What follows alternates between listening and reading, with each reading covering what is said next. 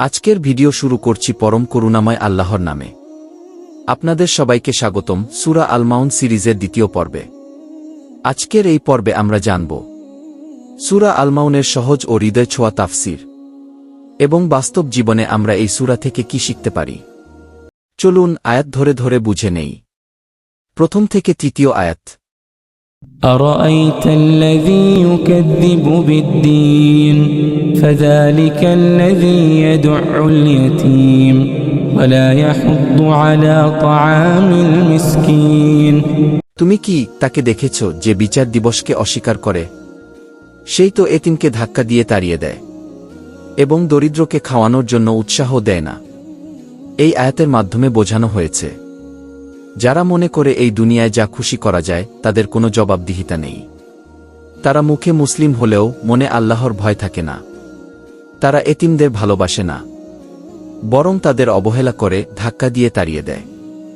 নিজেও গরিবদের সাহায্য করে না, অন্যদেরও সাহায্য করতে উৎসাহিত করে না। চতুর্থ থেকে ষষ্ঠ আয়াত।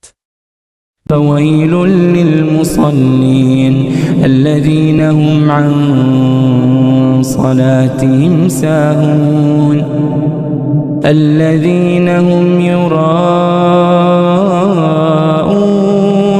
ধ্বংস তাদের জন্য যারা নামাজ আদায় করে তবে তারা নিজেদের নামাজে গাফিল।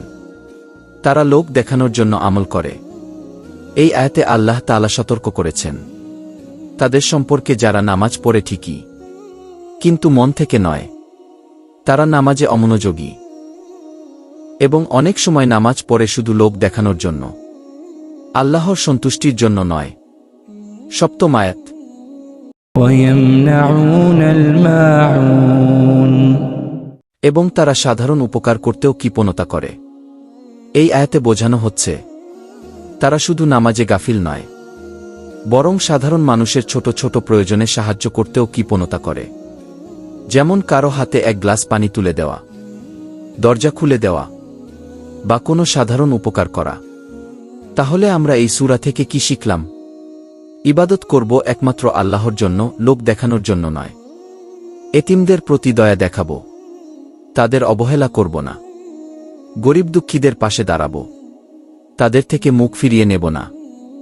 আসল মুসলিম সেই যে শুধু নামাজ পড়ে না, বরং তার মুখ, হাত এবং পা থেকে অন্য মুসলমান নিরাপদ থাকে। ভিডিওটি ভালো লাগলে প্রিয়জনদের সাথে শেয়ার করুন।